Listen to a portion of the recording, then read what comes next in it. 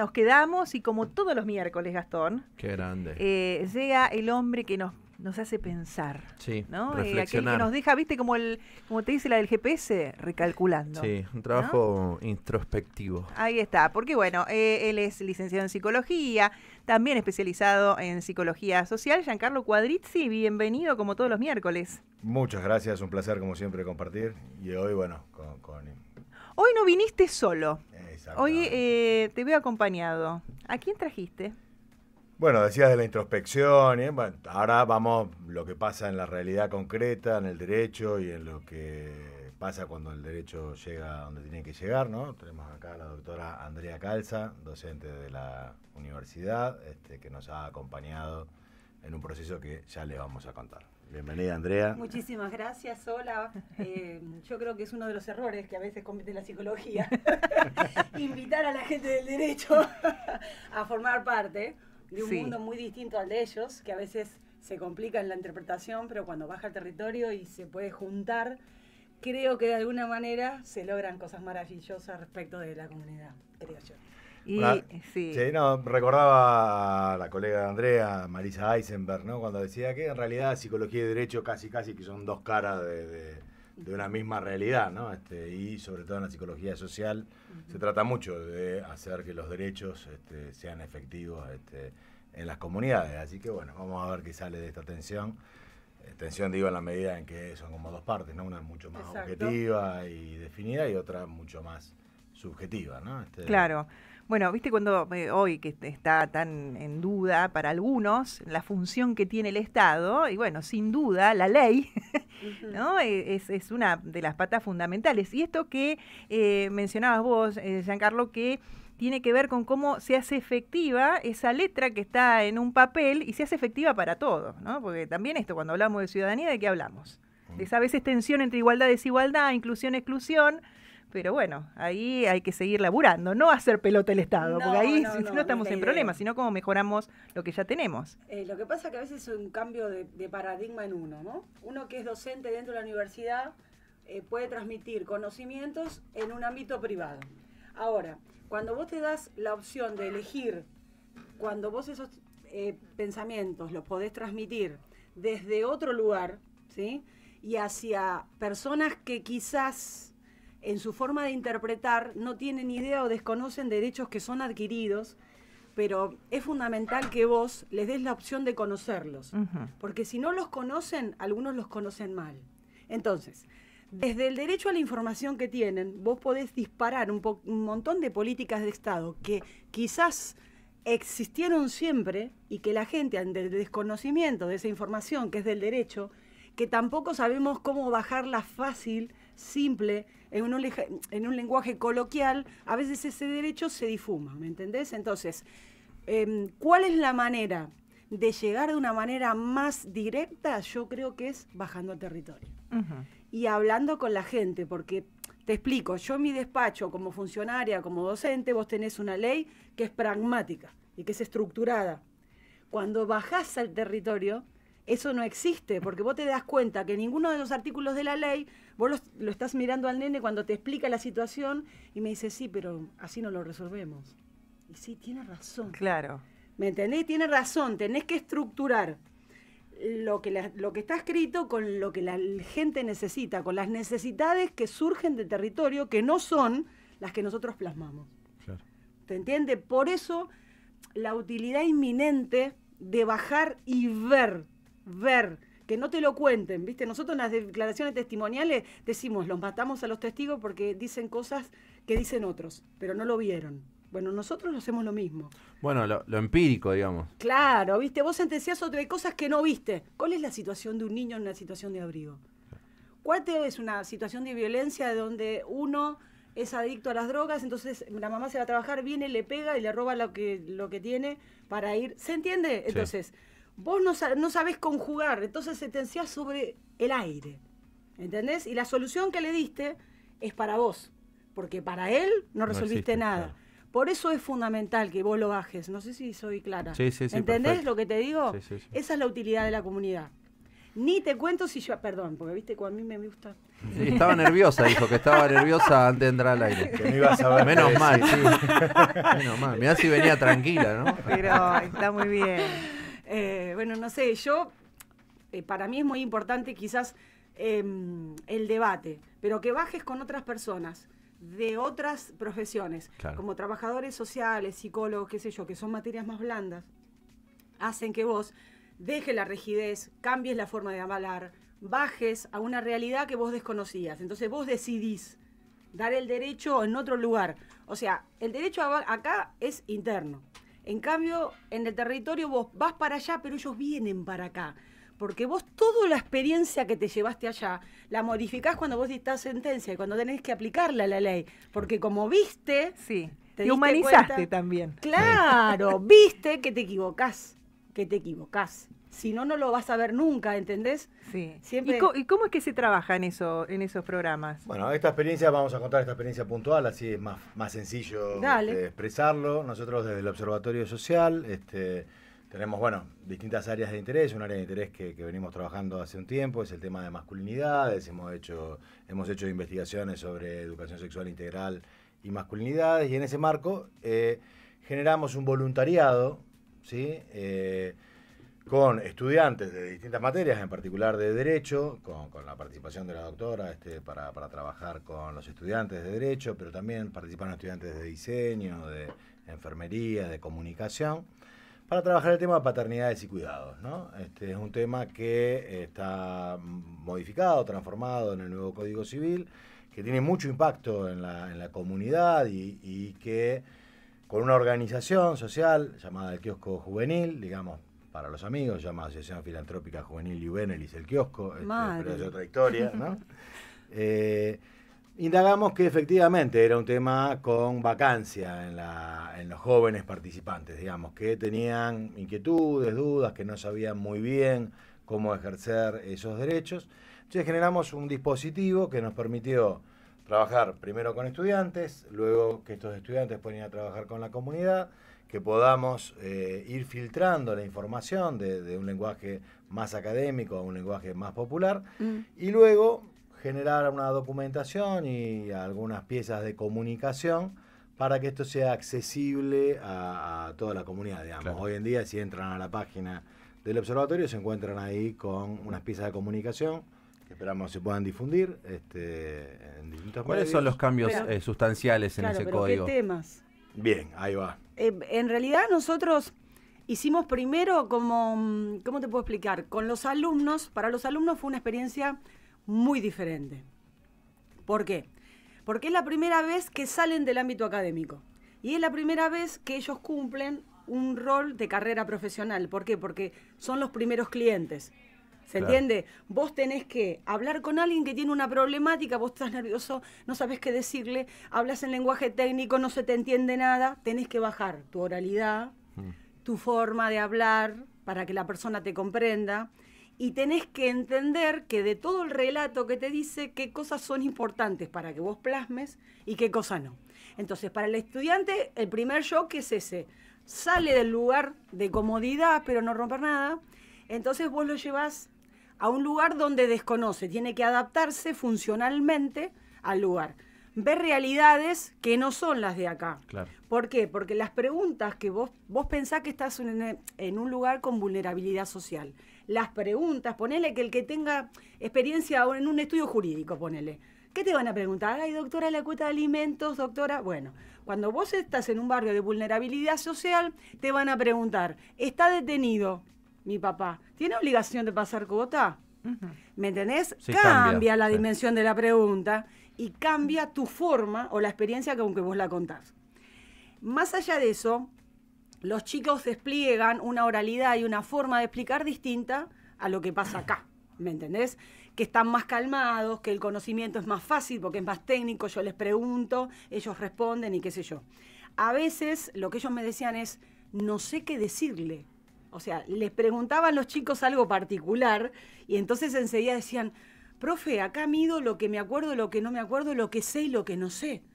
Entonces hay que profundizar un montón de cosas en un montón de aspectos. Entonces cuando volvés a la universidad, sabés que tu clase fue incompleta, que esto no lo explicaste, que esto lo podés modificar.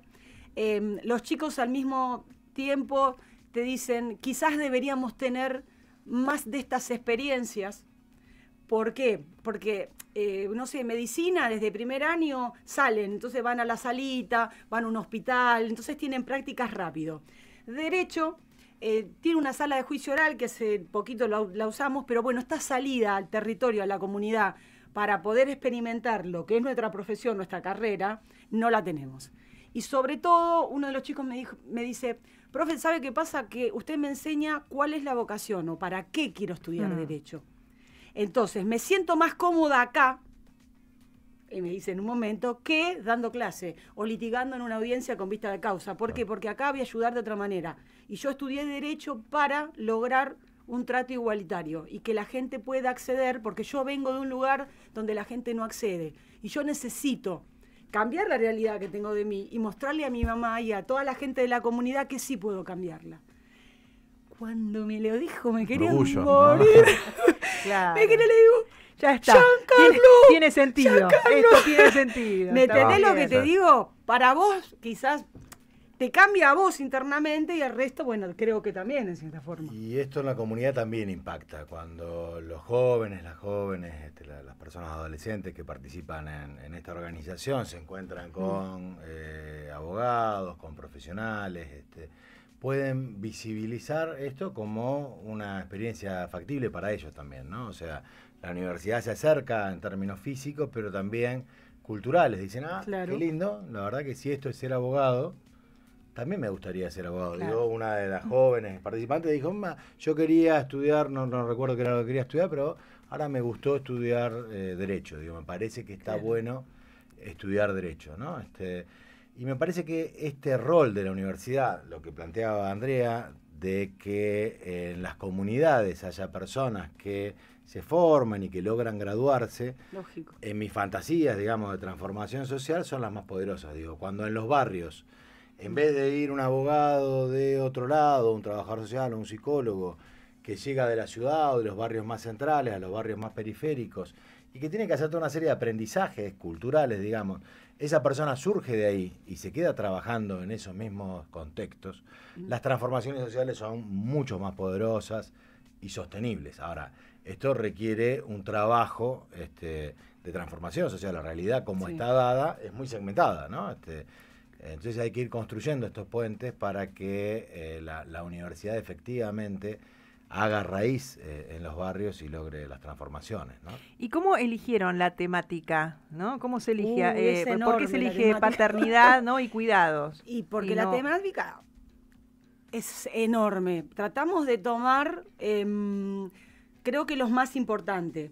O sea, siempre se aborda paternidades, maternidades de manera separada. El Código Civil modificó mucho porque vos recordá que la realidad de la familia cambió abismalmente. Vos tenés familias ensambladas, tenés mamá que es papá, tenés papá que es mamá, tenés parejas monogámicas, tenés hermanos biparentales, no. La paternidad la ejerce un padre, la ejerce la madre, un abuelo, un hermano, un padrino. Se modificó tanto, más en los barrios. Acá es más estructurada, ¿viste? Monoparental, bueno, pero en los barrios son otros. Otro te dice, mi papá fue a la calle, mi papá fue, un abuelo, un hermano. Entonces, el abordaje fue, responsabilidad parental para nosotros es la tenencia de los hijos, que Bien. era un concepto antiguo, que ahora se llama responsabilidad parental, que gracias a Dios y a la Virgen es compartida. Ambos la ejercen de manera hipotéticamente Sí, claro. idéntica. Claro. Antes era la mamá la que cargaba la mochila, porque a veces, pero por cultura histórica la cargábamos Sí. la mochila. ¿Cuántas veces yo personalmente me cuesta decirle, buah, a ver si colaboramos un poquito con la cosita, los deberes te tocan a vos hoy? Porque claro, sí, una sí. viene con Usa el verbo colaborar, ¿no? Claro, uno viene que con conceptos preestablecidos, ¿viste? De su unidad familiar, que no es cuestión de juzgarla, es cuestión de que es lo que uno mamó lo de que pequeño. conoce. Entonces copias. No, y ya la palabra colaborar, o sea, no es Claro. colaborar, es lo que te corresponde, A ver, pero sí. ¿me entendés? Pero los roles como que estaban más marcados, ¿viste? La mujer que hacía, los chicos, el tipo salía. No, lo cierto es que trabajamos los dos, ayudamos los dos y las tareas las compartimos. Bien, esa responsabilidad compartida fue un concepto que picó hoy, pero ¿por qué pica? Pica porque hay mujeres de una primera etapa que les cuesta ceder, claro, ¿no? Y otras que le encajan las nenes y lo viste, toma, es todo tuyo. Claro. Y se van a gimnasio, se van allí, que me parece fantástico. Sí. Pero es un cambio de paradigma que se hizo rápido. ¿Entendés? Que hicimos rock.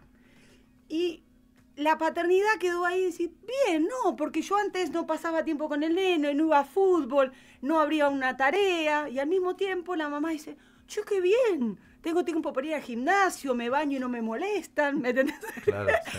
Hay un montón de cositas que son importantes. Entonces, ¿qué trae aparejada la tenencia compartida o la responsabilidad parental compartida? También el tema de la cuota de alimentos. Porque antes, cuando la tenencia la tenía la mamá, nosotros siempre teníamos la atribución de la vivienda, la casa era nuestra, porque quien se queda con los niños se queda con la vivienda. Claro. Y la cuota de alimento, ¿qué la pasa? El padre siempre. Ahora con esto, vos equilibrás la balanza. Entonces, la mamá le inicia el juicio de alimentos al papá y el papá a la mamá, porque tienen que ser equidistantes las obligaciones.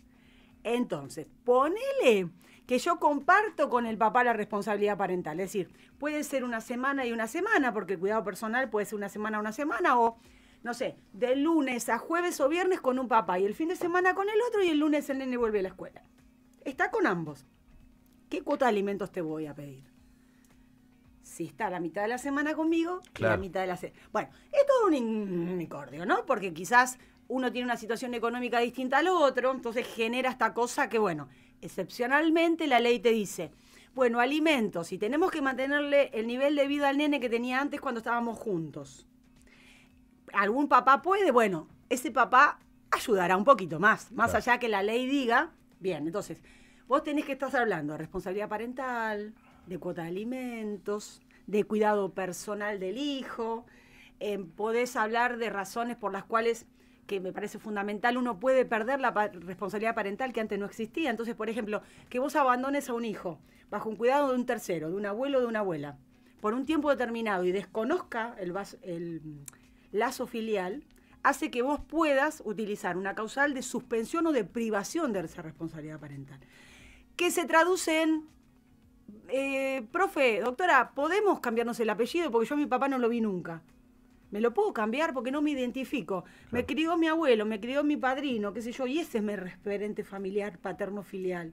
Entonces, todo este cambio en la interpretación, ¿ves? Te trae cosas que vos con el código de Vélez, que era el anterior, no lo manejabas, porque era más simple. Mamá, pago la cuota, punto. Chao. Y se terminaba la historia. Entonces te plantea, ni hablar de que a esto vos le sumás un montón de ingredientes, ¿sí? Le sumás situaciones económicas, le sumás formas de paternidad, sí, claro, o la paternidad por adopción, entonces vos la abrís a parejas de un mismo sexo, a parejas que pueden compartir y antes no podían. Por ejemplo, los hombres no tienen muchas formas de poder tener niños, salvo la adopción. Claro. La mujer quizás tiene una técnica de inseminación humana asistida, si por ejemplo no tiene pareja y tiene 40 años y le dice, quiero ser mamá. Entonces se hace una práctica de inseminación asistida por el derecho que tiene humano a engendrar, y entonces tiene más posibilidades de ejercer este derecho de familia. El hombre es más acotado. Entonces esta cosa de permitir a personas de un mismo sexo tomar la línea de la adopción, no sé, miles de cosas te puedo decir. Existe una adopción por integración donde vos podés adoptar a la pareja de tu conviviente. ¿Ves? Por ejemplo, vos conociste, yo no sé si estoy hablando mucho, pero usted cualquier cosa me paga. Está muy interesante el tema. Por ejemplo, la pareja de tu conviviente, vos conocés a alguien y ya tenía un bebé, y capaz que lo criaste vos al gordo, porque es así, o a la gorda. Entonces hay un lazo filial, y capaz que no tiene vínculo con la mamá, el papá biológico. Entonces la ley te da esta posibilidad de que vos puedas adoptar a la pareja de tu conviviente. ¿Por qué? Porque en realidad la figura filial y el nexo de amor está ahí. Ese es el nexo que tiene que hablar el padre e hijo. Entonces, vos cambiás esto de que padre es quien obliga, quien cumple las obligaciones. No, sí, está bien. El padre tiene derechos y obligaciones. Decime. No, y todo esto que es tan interesante, doctora, en la realidad hoy cultural argentina, en el campo, se rompió entonces el estigma que la madre, en el odio generado por el divorcio, castiga con no dejando... Andamos, Sí, bueno, pero fue así. Era así, hasta hace 20, 30 años, no sé ahora, por eso pregunto. Sí. Era típico, te castigo, no te dejo ver a los nenes, digamos, los casos que llegan a litigio, no la generalidad. Pero los casos que llegan a litigio era eso. Y el padre que no pagaba la cuota alimentaria. Ajá. Eso con las leyes, más todo este trabajo de todos los de ustedes que pueda haber, ¿cambió o dentro de los parámetros generales sigue siendo igual? Mira, el castigo, ¿cómo que se dio? Te explico por qué se dio. Porque antes nosotros inventamos una figura de un divorcio que era por culpa. Entonces, si vos probabas la culpa, el adulterio, la violencia, que eras insoportable, que la convivencia se complicaba, el otro, por culpa, tenía derecho a divorciarse de vos y terminar la convivencia. Eso le daba derechos adquiridos. Derecho a atribuir la vivienda, derechos a ser indemnizado, derecho a un daño moral, etcétera, etcétera. Bien, antes de Vélez. El Código de Vélez entiende que el divorcio no tiene que tener causa y que vos la causa no la podés expresar judicialmente porque es privada y es tuya. Entonces, yo planteo un divorcio acá y no hablo de causa. Entonces no hay indemnización, no hay culpa, no hay atribución de la vivienda. Yo hoy entablo una acción de divorcio y yo te digo, mira, hace tanto tiempo estoy casada, hace 1 año o 2 estamos separados de hecho porque la verdad que la convivencia se complicó, solicito el divorcio. Punto.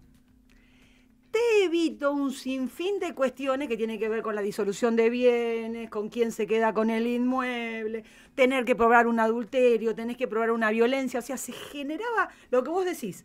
Esta cosa de que no te dejo ver a los nenes, que yo me quedo, que vos te vas, que me quedo con la casa, que te saco. Estamos más, imagínate, cuando intervenía un tercero, que por lo general es muy difícil, llegado a una traición o muchos años de matrimonio, qué sé yo, enterarte de cosas que no tenés ganas de enterarte. Uh-huh. Entonces, a veces no lo canalizás bien. Entonces yo creo que ese castigo, el tema del divorcio incausado, de alguna manera lo ha resuelto. ¿Entendés? Respecto de la atribución de la vivienda, también lo resolvió. Y te explico por qué. Porque antes, si vos te divorciabas, siempre la atribución de la vivienda, o sea, quién podía vivir en el inmueble conyugal, siempre era la madre o quien detentaba a los hijos. Hoy no. Hoy puede ser el papá o puede ser la mamá. ¿Por qué? Porque hay mamás que trabajan o tienen una proyección laboral mucho más interesante que el padre, ¿está? Y no tiene tanta disponibilidad horaria. Entonces, asume el papá el rol de cuidado de los hijos, que me parece fantástico, y la mamá se va a trabajar. Entonces, para no cambiar toda la estructura familiar de ese niño, ¿por qué? Porque tiene el club cerca de Nueva Chicago, claro, porque tiene la escuela, porque tiene a los amigos, qué sé yo. ¿Qué hacemos? Se queda con el papá, la mamá va a trabajar, vuelve o no, sí, y no se cambia el centro de acción del niño, que es lo que busca la ley. Antes nosotros desplazábamos a los padres, ahora lo que no hacemos es desplazar al niño. Lo dejamos donde está. Y da lo mismo si es el papá o la mamá, porque hoy la visión de la mujer, no podemos decir que es igualitaria, porque no, vamos en mira A, pero falta. Pero la postura entre dos papás hoy intenta ser más pareja, ¿entendés? Con las mismas opciones laborales, con las mismas opciones sociales. Entonces, tanto uno como el otro puede ejercer ese derecho. Así que en referencia a la atribución del hogar te digo que tampoco es taxativo. Lo vamos modificando con el tiempo. Es muy importante, la ley es clara, te dice, hay que prestar atención, la disponibilidad que tiene educativa, qué posibilidades de buscar un trabajo tiene, qué posibilidades tiene el otro de cuidar o no cuidar. Bueno, son muchos factores los que tenemos en cuenta al momento de ver quién se queda. Y después, algo fundamental que la ley habla, que también en realidad crea la figura de la protección de la vivienda. ¿Qué significa eso? Que hasta que los niños adquieran los 18 años de edad, el centro del hogar conyugal no puede ser cedido, ni vendido, ni transmutado. Fundamental. Antes vos hacías una liquidación, pedías la venta, ¿y qué hacíamos con los chicos, con la madre, con el alquiler, la cuota de alimento no te alcanza?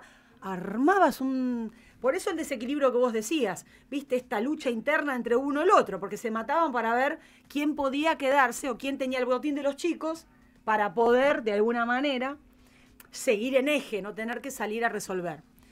Cuando la ley dice que la atribución de la vivienda es un derecho esencial y que no puede ser embargado hasta que los chicos cumplan los 18 años, te genera una figura del consentimiento, es decir, protege en realidad a los menores en su centro de vida primario.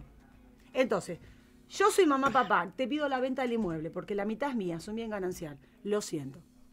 No se puede. Es el único inmueble, es el inmueble de la sociedad conyugal, lo siento, vas a esperar que los niños adquieran su mayoría de edad y puedan independizarse. La única excepción que yo te puedo dar es, no hay ningún problema, me pedís la venta, ¿por qué? Porque le vas a comprar una casa mayor, o sea, va a tener más habitaciones y van a estar más cómodos, dale. Si no, no. Claro. Interesante, ¿eh? Preguntabas, ¿no? ¿Por qué este tema? Digo, bueno, claramente estas transformaciones que en el derecho Sí, son pero aparte tan tuvimos una claras. clase, ¿no? Sí, magistral. De cómo se ha modificado. No, yo mezclo todo, perdón, No, porque yo le pero mezclo es cualquier interesante porque, claro, se han modificado cosas y está bueno, ¿no? De conocerlas, porque, bueno, uno también de los principios del derecho es la publicidad y esto, pero cómo se baja, ¿no? Y esto me parece lo interesante del trabajo que hacen ustedes, como dicen, bajando territorio. Claro, porque que esté en la ley no quiere decir que esté en la comunidad, que esté en Claro. las personas, Eso es la que sea un pregunta. derecho efectivo, ¿no? Y son transformaciones muy importantes que básicamente ponen a los niños en el centro, ¿no? El derecho superior del niño, que es el Exacto. que regula todo esto, pero que esto también implica transformaciones muy fuertes, y esta es mi hipótesis, digamos, sobre todo en los varones, porque las que promovieron estas transformaciones fueron las mujeres, fueron los grupos de diversidades. Claro. Los varones Exacto.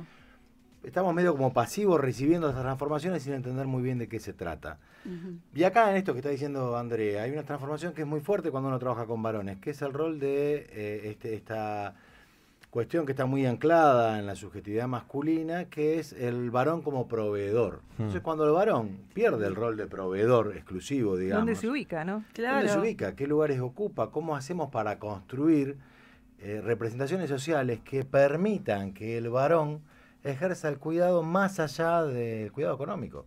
Y le puedo asegurar que es muy difícil, es muy difícil en situaciones en las que planteaba Andrea, donde, por ejemplo, la mujer es la que gana más y el varón gana menos. Lo he visto en amigos y lo he visto en pacientes, donde el varón igual estaba convencido que tenía que pasar la cuota. Ujú.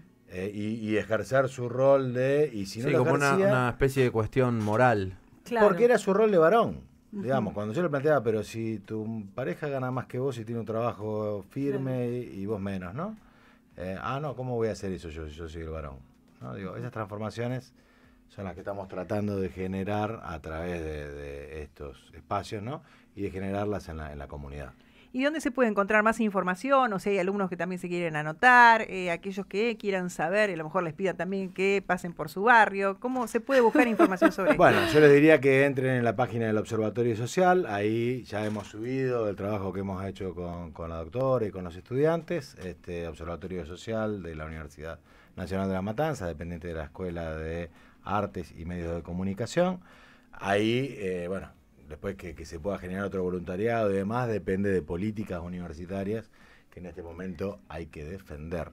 Sí, porque todo claramente. esto es un universo que está en peligro. Igual también. tenemos algo, no sé si muy abierto, pero nosotros tenemos el patrocinio jurídico gratuito en la facultad, que hace poquito, empezó Bien. a mediados, y bueno, lo estoy manejando conjuntamente con otro colega. Pero bueno, ahí nosotros hacemos un doble juego.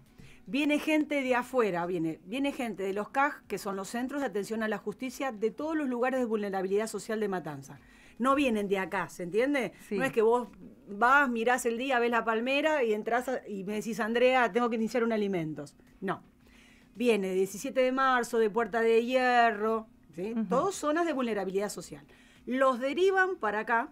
Nosotros hacemos dos cosas. Los recibimos, hacemos una consulta, les explicamos y si es necesario le iniciamos un juicio. Eso lo hacemos con 10, 15, 20 alumnos alrededor mío, donde uno escucha o la asesora a la persona que viene, yo escucho, al mismo tiempo después forma parte de todo el proceso. Yo le inicio el juicio de alimentos. Entonces el alumno, uno hace una segunda notificación, el otro hace la demanda, el otro pone excepciones, el otro hace declaraciones, el otro pregunta, el otro contesta, o sea que yo doy clases entre comillas, Claro, y al prácticas. mismo tiempo, Clases exacto. prácticas. Entonces, lo hacemos en derecho los últimos años de la carrera, porque imagínate que los Claro, primeros no, bueno, años a tiene mí que me tener cuesta un ya la montón. formación. Claro, le decís, hace una cédula y no se tiene tanta idea. Así es. Pero Bueno, bien, hay mucho trabajo. Por eso viste que hoy también las universidades están saliendo todas a explicar que el laburo no queda acá adentro, también se sale a la comunidad. Así que bueno, Giancarlo, como siempre, un placer tenerte por aquí. Giancarlo Cuadrizzi, hoy viniste con Andrea Calza, la doctora ahí bien, que Andrea. nos Muy estuvo bien. dando clases y Un contando placer. también, ¿no?